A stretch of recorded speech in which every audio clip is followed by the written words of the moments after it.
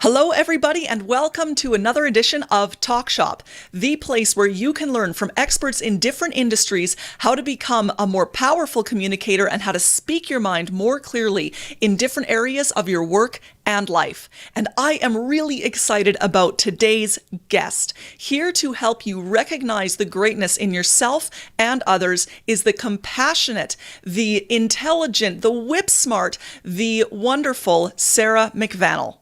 Recognition expert Sarah McVanel helps people and organizations increase their success through the power of recognizing greatness in themselves and others. A highly skilled speaker and coach with a degree in psychology and a master's in family therapy, Sarah has been making waves in organizational development for over 15 years. Welcome to Talk Shop, Sarah. How are you doing today? I am so awesome. Thank you for having me. Excellent. I am grand. You know, I will fully admit, in the spirit of transparency, I was up all night with my baby, but oh, Lauren, oh my God. That's what coffee's for.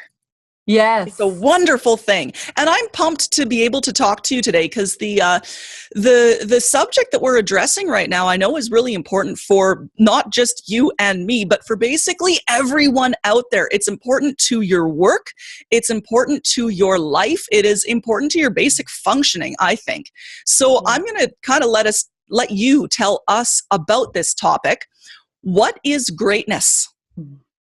Well, greatness, to your point, is within everyone and it's everywhere. And yet, I think we probably have both experienced in our careers how we've tried to adjust ourselves, our style, fit into the culture, be somebody that we're not. And so basically you trample all over our greatness. So, you know, my definition of greatness that my co-author and I wrote in our books is that it's your talents, your passions, and your virtues that when you leverage them, it elevates you to your true potential. And for some reason, it takes us to about midlife for us to realize that, oh, we're allowed to be ourselves and that there's something valuable to that. And that's okay. You know, sometimes it takes a while. When I speak for university groups, which doesn't happen very often, I always remind them, hey, guys, you get to decide your own destiny and bring your best version of yourself. It'll make you more likable and employable and, frankly, unstoppable. And us middle-aged folks are just figuring that out. So you'll be a little farther ahead than us. But you know, it's important because we all need to almost give ourselves permission that even though it's not necessarily what people always expect of us, your best version of yourself, your greatest productivity, your greatest focus, your greatest contribution to the world will be centered in your unique greatness. Mm-hmm. And that greatness is going to change throughout our lifetimes, isn't it? Like those university students that you were talking to, they're not going to be great in the same way that they will be when they reach middle age. Yeah, absolutely. I mean, you know, there's lots of tools out there that are trait-based tools, personality, and so forth. But this is not what we're talking about. This is a state-based circumstance. So your environment impacts it, how much you focus on developing it and growing it, your life experiences. I mean, you and I are both moms. You're just drinking coffee because you're a mother today. You know, well, you probably would already drink coffee. But anyway, find the pot with the straw. That's right. Intravenously because of your motherhood. But like that's, you know, those are some of the experiences that we evolve, whether we choose to or we like to or not. We already are adjusting and evolving. And that's why people say, and I'm actually writing a book about greatness this year. It's due out later this year. And what's the title? Oh, it's a working title. I think it's probably something like You're Not That Different. Because the key thesis of it, so like Olympians and Peter Mansbridge, I'm sure one of your heroes, he's in it. You know, Everest climbers, as well as people who have had very serious mental health challenges, been incarcerated, and they've gone on to do amazing things philanthropically, to add value to their community, to achieve their own version of greatness in their life. A key thing that connects all of those people is that at some point they had to decide their own rules. You know, what was defining their success, and it wasn't necessarily in alignment with what other people told them, whether it was either live small and then you won't be disappointed with your life, or, you know, or they had to decide that they weren't going to necessarily fulfill a dream that was somebody else's dream. So yeah, it's definitely evolving. Greatness is something that we have mastery over because we can choose to lean into it as much as we want, Or when we're not resilient, that's a great example, when we're getting a lot of sicknesses or stress and we're finding it hard to deal with life's challenges. Mm-hmm. The first thing I tell people is, besides, of course, if it's very serious, get medical advice. But more importantly, though, for most of us, it's take a look at what are your strengths? What are your passions? What excites you? And if that's not in your alignment with how you're living your life, whether it's work, whether it's personally, whether it's spiritually, and so forth, then there's probably some wisdom in going back to that place of when you're at your best to help recalibrate. Right. And it's interesting how much of an effect, of course, other people have on our interpretation of our own greatness. And, when you were talking about calibrating and acknowledging your greatness just now, a personal situation that popped into my head right away was that I was doing some work with other business people about creating key differentiators in our business. And the speaker was really, really hammering on us on, you have to acknowledge what you're good at. You have to acknowledge what makes you awesome, what makes your process awesome. You have to own it without any shame whatsoever and push that at people so that they know what your key differentiator is. And the speaker looked at me and said, so what makes, you are involved with coaching and training in public speaking. What makes you different? And I thought, okay, I'm going for broke here. And I said, my system works. Oh! And he looked at me and said, well, but the response though was, oh, well, that's very bold. And I thought, that's what you were telling us to do. Yes. So what effect, and to what degree do others police our expression of our own greatness? Oh, that is such a juicy way of putting it. People police it. Oh, absolutely. That's how it felt. I'm like, you just told me to go for it, and now it's being policed. Yeah. What's up? And here I am, a greatness speaker. And if you ask my son, was mom's greatness showing up this morning? No, not so much, right? So this is not about being perfect. This is not about being, Maslow's hierarchy of needs, being at the top of that self-actualized pyramid all the time.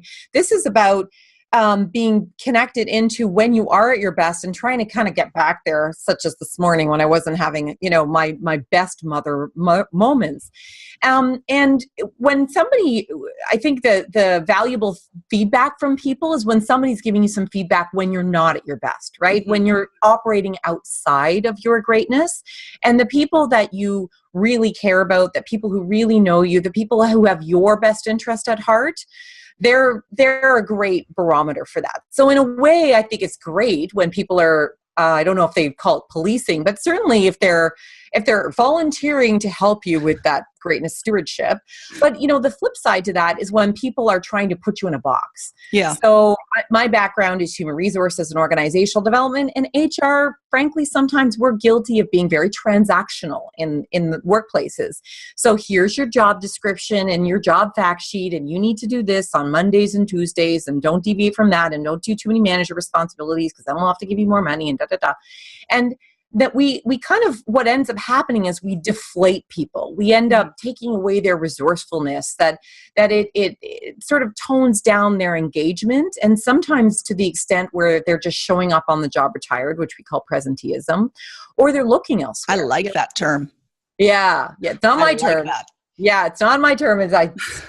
Somebody else came up with it. I don't even know who, but so we can show up on the job retired in our families, in our communities, in our volunteer positions, as a business owner. There's lots of folks that, we're both professional speakers, that will say to me, oh, you know what, I just don't even feel like making sales calls.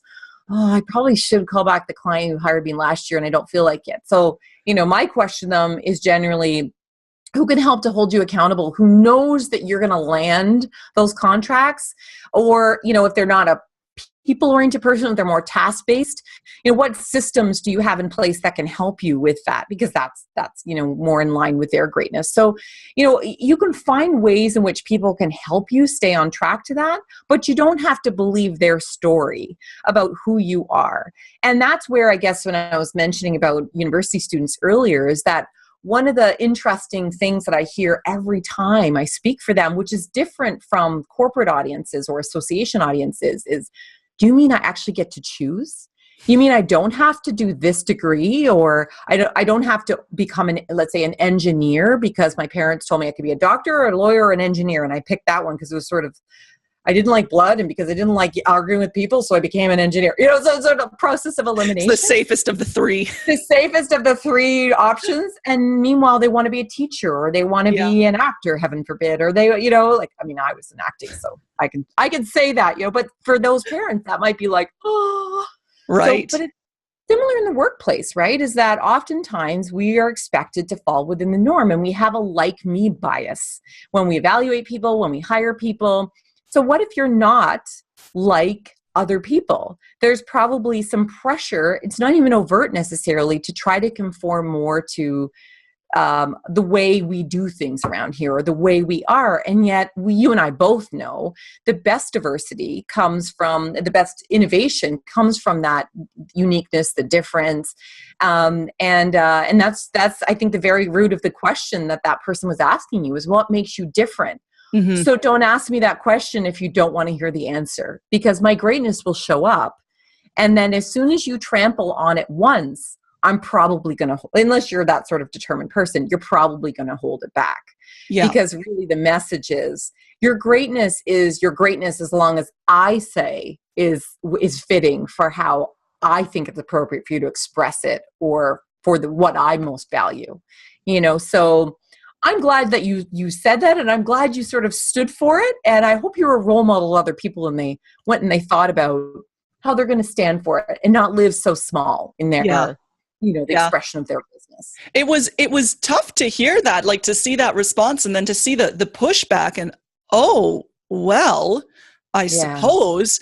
And it actually really shook me for a little while. And I went back and thought about that. It's like, is that a key differentiator? Is that one of the things that, one of the greatness pieces that I'm willing to accept and acknowledge? And the more I thought about it, the more I thought, to heck with him. It is. Yeah. I'm going to own it. Yeah. Yeah. And it's the same with what we want of our children, so would we want our kids to just, sort of get small and just conform, or do we want them to, to be an expression of their best self, of what at that particular stage in their life? And some recent research out of the positive psychology field called Grit. So Dr. Angela Duckworth's a key leader in this field. You probably read her stuff. Oh, outstanding work. Right? And so it talks about the combination of passion and perseverance allows you, and really it's an enabler. It's a great example of an enabler for greatness. So you obviously are a very gritty person, which is probably why I adore you so much, right? And why you're getting great results in your business and for your clients is because you're persevering, you're passionate about what you do. Does anybody want to hire a media coach who doesn't persevere and who isn't passionate? I don't. So you're doing your clients a service by you questioning that, perhaps whether it's overt or inovert feedback that you shouldn't own your greatness. And I'm like, forget that. Well, and this is something that I really go on with the people that go to my speaking classes that I coach and train as well. One of the assignments that I give in one of my base level classes is to give a personal introduction where you speak very candidly and very honestly about why you are awesome at what you do, why you rock your job, why you are the person to be talking about us, to be talking to us as a speaker. This assignment, a lot of people have a lot of trouble with, because they start inserting all of this self-deprecation and like, they're not humble bragging, but they're trying to give an image of humility when they're talking about their strengths. So they'll say things like, well, I might not be the best EMT technician out there, but I am really good at dealing with people when I get there. Or I might not be, I had to work really hard to get as good at finances as I am now. And I'm telling them, no, don't insert those excuses, those self-deprecations, those personal put-downs in your word, because the audience needs to know why you are good, so that they can trust what you're saying, so that they can have confidence in you. What I have for you is, why is it so hard for us to do this? Well, I think in general, at the risk of overgeneralizing, of course, but I just said in general, so general 4 times, now 5, is that in Canada, we tend to value that group, right? The collective as opposed to the individual. I mean, not to the same extent as perhaps more Asian cultures and that sort of thing. However, when we contrast ourselves to the US, we take pride in it. And yet, really, Canadians probably have their humble pants pulled up a little bit too high. And humility is yes. It's like sometimes we wear it like above our, anyway. So for those of you listening in audio, you wouldn't see that gesture. So really, one of the things I think that we can use as a valuable tool for folks is the VIA Signature Character Strength Survey. So again, this comes out of positive psychology. Anyone can Google it. About 10,000 people, on give or take a day, complete it. So it's very evidence-based. It comes out of Penn State University, which is really the birthplace of positive psychology.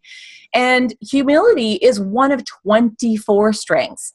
We don't all need to rock it. Now, similarly, if somebody has humility as their strength, that's going to make them accessible and, people be able to relate to them well. And so it's not that it's necessarily a problem. It's just, it's not all that person is. And so, yes, we need to balance humility with being able to acknowledge your greatness. And my background in psychology, there are some temperament styles, so personality styles, that will find it more challenging. So I'm sure you've experienced as a coach that there's multiple ways for people to be able to explore what their greatness is. Sometimes they can directly speak to it. Other times they need to ask friends through Facebook or Instagram, share a word or two that describes me at my best. So crowdsource the information. It's a really useful activity trying to do that. Just tell me the top 3 things that when you look at me, you say, wow, that person he or she is awesome at that. Tell me the top 3 things that come to mind. I've done that a couple of times and it's pretty powerful. Yeah, you can have fun with social media. Like somebody else I noticed going around the beginning of the year was put your greatest strength as the first letter of your name. So, so for L, it might be like, laughing or, whatever, right? So it's a way to think differently. And it kind of takes some of the pressure off of the humility thing because you're just trying to find something that matches your letter. But it really is and you do have a great laugh. So, Oh, I thank you. Definitely. Has been referred to as braying before. Oh, well, I think it's awesome. Oh, yeah. That was one of my favorite bits of feedback from a speech. Oh. She's braying from the stage. I thought, you haven't heard the worst of it. It's unique, right? It's unique. And that's what's awesome about it. And that's the value. And so often that we expect people to regress towards the norm, right? Yeah. That the status quo is what we're expecting. And we do that in organizations. We do that in social media and so forth. And it's fine. It's just, do you want to live a life that's fine? Or do you want to live a life that's great? Do you want to have a career that's great? And some people just are fine with fine, and that's fine. Yeah, that's fine. I think that's fine. That's fine. It's fine. And if you don't feel that fine is the tempo and the pace at which you wish to live your life, your career, your relationship with your children, whatever that is most important to you, then I say it goes back to that place of what are your strengths, your passions, your virtues, and that is where you will be the best version of yourself in all the arenas in which you play in. Mm-hmm. So how does your ability to see your own strengths, to see our own strengths, affect our ability to see the strengths in others? Yeah. And I so appreciate that you asked that question, because oftentimes when people see that I'm a recognition speaker, they'll assume it's all about other people. And certainly that's a big part of it. That's the biggest part of it. However, as your question just pointed out, if we don't see and acknowledge our own greatness first, it's really hard to sustain that recognition of others. Because it just takes a lot of energy. It takes intention. It takes focus, as opposed to you begin to naturally see it in other people when you don't have to fight to find it in yourself. And it's kind of that survival mode, right? If I'm feeling down on myself, if I'm having to exert so much energy to try to be somebody that I'm not, then that's where my focus goes, as opposed to if you could be centered in yourself and do your best work. And that's why meaningful work is so important in the workplace, right? Is that work that's connected to your natural strengths and abilities and that's contributing. Then you notice how other people are contributing, doing meaningful work and, and making a difference.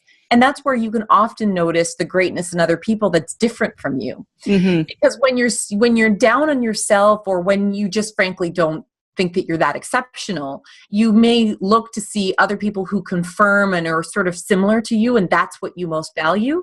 Whereas when you're confident in who you are, and you believe that you can be an expression of your best version of yourself, you can see that there's so many other shades of greatness, and see that. And that's really, Carl Rogers, humanistic psychologist, one of many founders of this important field, frankly, probably the only area of psychology that kept me going in my 4-year undergrad, because the rest of it was very negative, it seemed, or involved rats. Anyway, and numbers.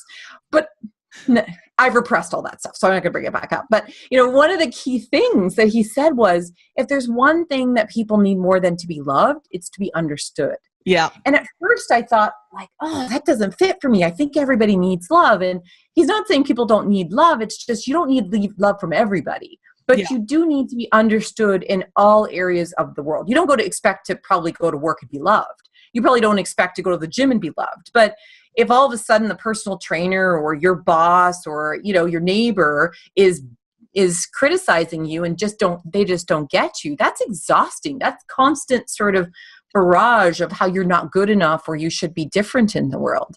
And you can sustain a pretty happy, healthy life if you had just a few people who love you. Some people like Oprah have millions, but anyway, But we can't all be Miss O. We can't all be Miss O. We can still spread the love, damn it. We can still spread the love. We can. So how important is acknowledging greatness in other people?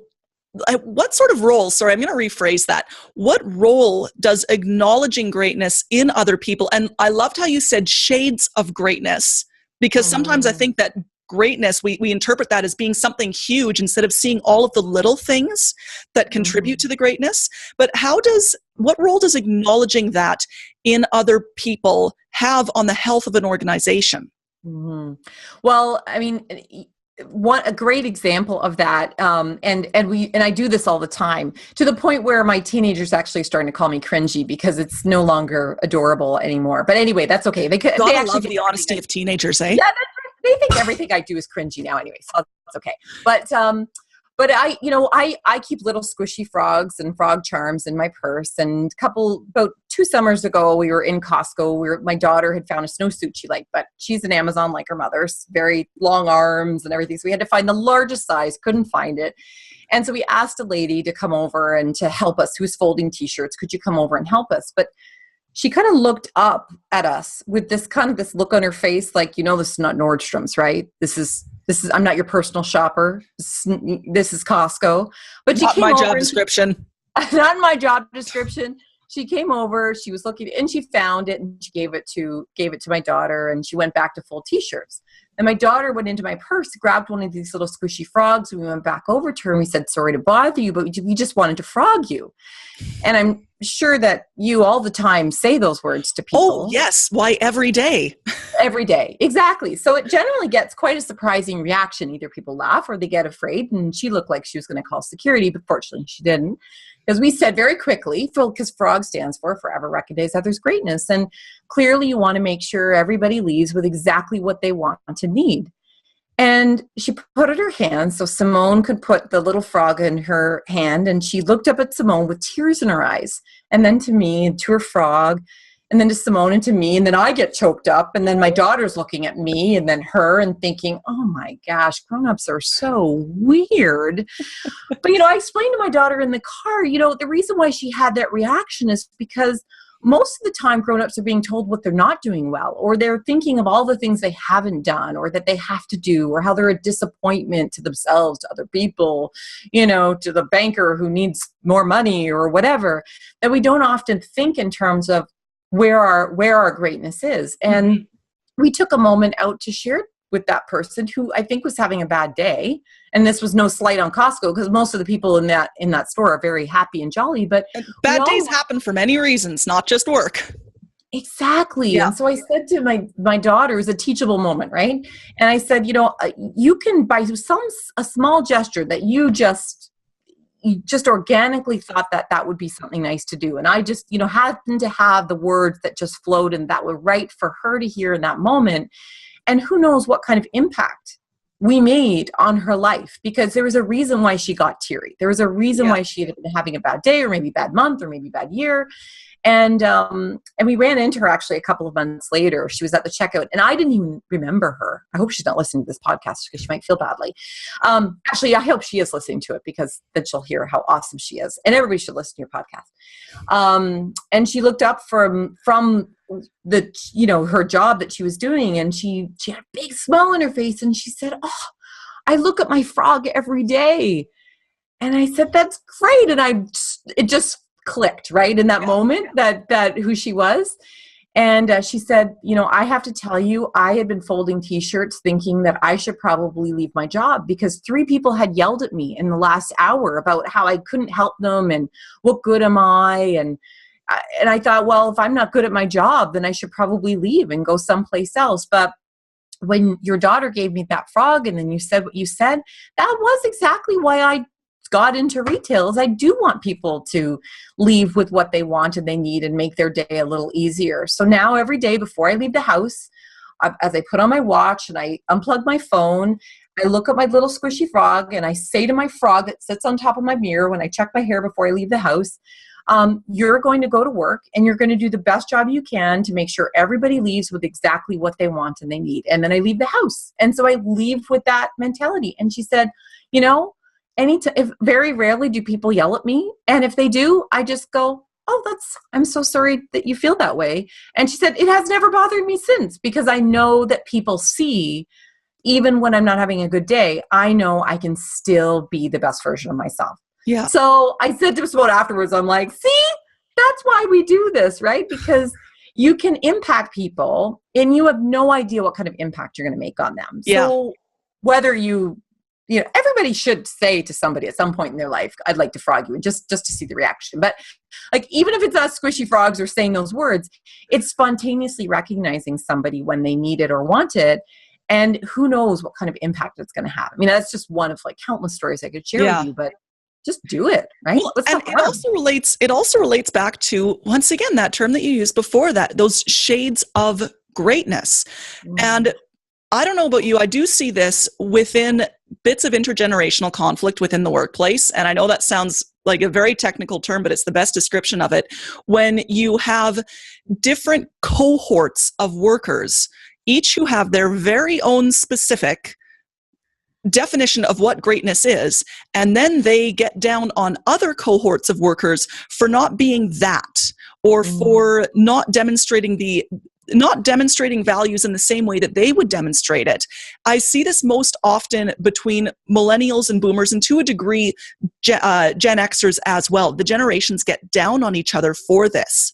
So do you have any words of wisdom in terms of dealing with that in the workplace? 'Cause it drives me nuts. It really does. Well, yes, I am an older millennial, but that doesn't mean entitled and don't think that I have to work hard. And yes, that person is a boomer, but it doesn't mean that they're a complete snob who assumes that nothing in life comes for free or whatever, right? Lauren, I'll be really candid with you and all the people listening and watching this, that what drives me a bit bananas about all of this is that we have fabricated this overemphasis on the different generations. Yeah. That originally this intergenerational dialogue happened in a more demography, studying consumer behaviors and trends. And then somehow us HR folks, speakers, trainers thought, "Oh, this would be a really good hook that we could monetize this." And then now it's at every HR conference. It's, at somewhere on the program. Sell the conflict. It gets clicks. Yeah, that's right. Exactly. It gets butts and seats, but it's not helpful. It's not. And one of the things that I really emphasize with my clients, with conference planners, anyone who chooses to look at it, is perhaps the conversation is, how are we similar? So how does greatness exist within all of us? And how can we recognize everyone, because I'll tell you my research, which is based on working with a Canadian engagement survey company. We looked at 250,000 engagement survey data points, so hundreds of organizations. We looked at the high performing organizations, so highest satisfaction with recognition specifically, and lowest, to see what was, were we seeing at the front line the same thing as what the data is going to tell us, to validate that we're seeing recognition as such a game changer in organizations. Mm-hmm. And we found that there were a number, and if you'd like to know what those variables are, I'm happy to share it. But when we further looked at the nuances of how people want to be recognized, that there were 3 things. Number 1, tell me thank you. Number 2, give me specific personal words of acknowledgement. Tell me exactly why. And number 3, write me a thank you note or card, or just a scrap piece of paper. A Post-it note would be fine even. Pretty simple stuff. Simple stuff. And it's not generational. It's not sex-based, like gender-based. It's not, there may be some degree of cultural differences, but over 88% or more people said that they wanted those 3 forms of recognition. Well, that is basically spreads all of the generations. So what I like to say to people is focus on the shared humanity first, and that if there's some differences, that to the point where it's truly being disruptive, I would rule out other variables that are probably more likely. Like, are roles clear? Mm-hmm. Is there visible presence of leadership, and they're tuned into what's going on? Do you have a shared belief system around what teamwork and collaboration looks like? I think once you start to work on some of those things, that from a group systems theory perspective, those are the things throughout time have always been the greatest sources of conflict, that and a few others. Yeah. Way more so than generations. The generational discourse is because it's sexy, it's easy to talk about, it's fun to make fun of millennials when, walking around in their thongs with all their expectations and all their trophies, and how funny is that? And then they're boomers about, you know what? The boomers were disruptive when they joined the workforce too, because they were excited and blah, blah. Do you think that the veterans at that time and any other generation thought, they were frustrated with them? Of course. Anybody new to a workplace and to their careers is going to be excited, is going to be full of ideas, is going to want to disrupt the status quo. So it's not in my opinion, it's not in a millennial conversation against other generations. Yeah. What it is what is standing in the way of people performing at their best? Focus on that. As soon as we attribute it to generations, it's pointing fingers and it's blaming. Nobody can do anything about their gender, about their sexual orientation, about their generation. So why focus on things you can't change? And here's the last thing I'll say about it, and then I'll stop because I'm a bit of a soapbox about this. Is that we would not be having conference presentations and conversations at leadership forums in our organizations about the problem with men versus women. And, we're having building conversations about how do we elevate the status of women.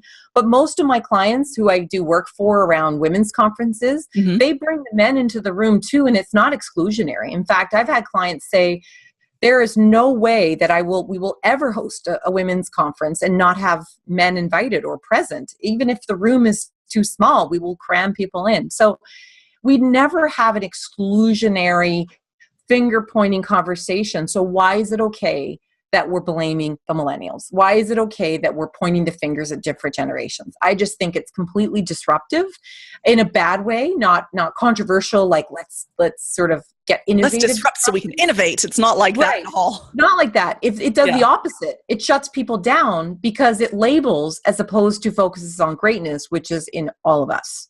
Yeah. So that was a great soapbox, by the way. I love it. Oh, good. Good. Coaching now. Yeah. Bring the energy. Let's bring it. Yeah. So I'll try to up it a bit. Yeah. So you had mentioned three really simple, basic ways that people want and have specifically expressed as things they want to see in order to be recognized. Now, you've mentioned before FROG, the Forever Recognizing Others' Greatness. Mm-hmm. What is that system, and how can organizations use that or another system to create this really meaningful, natural way of recognizing their employees' greatnesses? Hmm. Well, I guess there's two ways I would say that people could do that. So the number one we've kind of touched on already, which is started at individuals, right? So do people see the greatness within themselves? Are they seeing the greatness interpersonally? Are they seeing the greatness in a team context and interdepartmentally? And then is it at an organizational level? So that would be one thing. But the second piece of it is if you're trying to do it at an organizational level, most of the clients that I work with, because I do some consulting work, Yeah. including with like multinational companies that are in various multicultural, various languages and very complex management systems.